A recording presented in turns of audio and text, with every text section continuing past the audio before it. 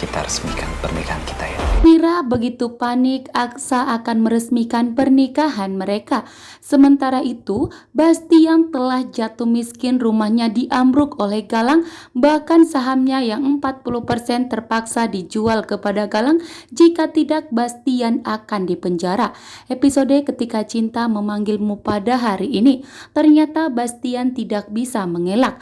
Bahkan Bastian telah dilaporkan ke kantor polisi atas kejahatannya selama ini. Bastian pun rumahnya telah dibekukan oleh Galang, bahkan telah dihancurkan pakai eskalator oleh Galang, sehingga membuat Bastian berteriak sekuat mungkin, tetapi tidak bisa berdaya karena saat ini anak buah Bastian, Jono, pun telah berpihak kepada Galang.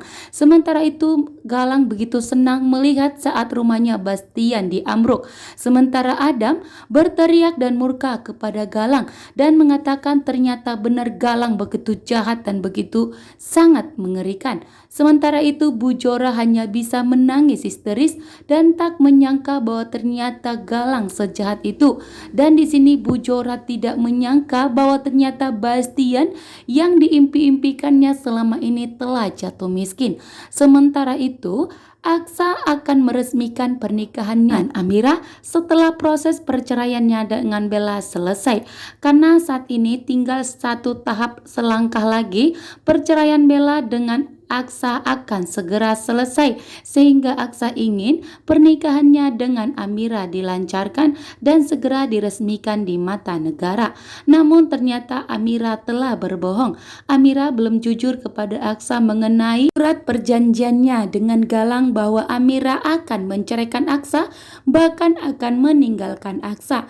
Saat ini Amira memilih berbohong. Sebelum 7 hari Amira harus pergi meninggalkan Aksa, dan Amira tidak mau menghilangkan kesempatan 7 hari ini, sehingga Amira ingin menikmati waktu selama 7 hari bersama Aksa, bahkan selalu menggandeng dan memeluk Aksa karena Amira ingin memanfaatkan situasi tersebut.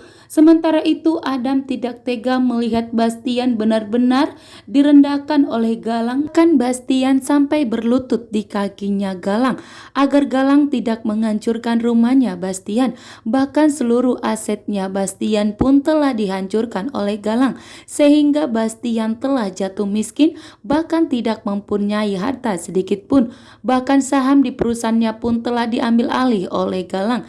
Jika tidak, maka Bastian akan ditahan di kantor polisi. Seluruh anak buahnya pun telah berpihak kepada Galang, sehingga semua orang yang bersama Bastian telah pergi meninggalkan dirinya.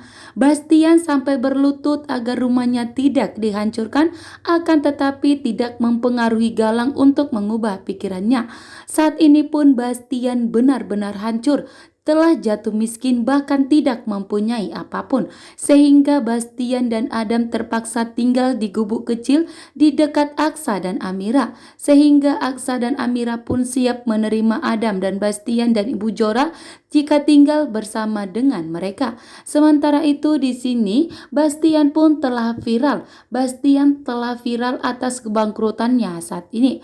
Bastian dan Adam pun berjalan menuju di mana Aksa dan Amira saat ini tinggal di gubuk kecil namun sederhana. Akan tetapi kesederhanaan mereka saat ini akan dihancurkan oleh Galang. Setelah menghancurkan Bastian Rahardian, Galang akan kembali menyita janjinya kepada Amira agar Amira menepati janjinya untuk meninggalkan Aksa karena Aksa telah sembuh dan selesai melakukan operasi. Saat ini pun Galang menjadi pemenangnya. Galang berhasil menghancurkan keluarga Rahardian dan menyerang keluarga Rahardian secara habis-habisan dan secara ugal-ugalan sampai membuat Bastian Rahardian bangkrut total. Dan surat inilah yang membuat Bastian bangkrut karena Bastian telah menjual sahamnya yang 40% tersisa itu. Jika tidak, Galang akan mengancam Bastian akan membongkar semua kejahatannya selama ini. Bahkan saksinya adalah anak buahnya sendiri, yaitu Jono. Sementara itu di sini Aksa tidak peduli atas kebangkrutan yang dialami oleh Bastian. Bahkan saat ini kebahagiaan Aksa adalah Amira, sehingga Aksa meminta kepada Amira untuk tidak pernah pergi meninggalkannya, bahkan untuk meresmikan pernikahan mereka.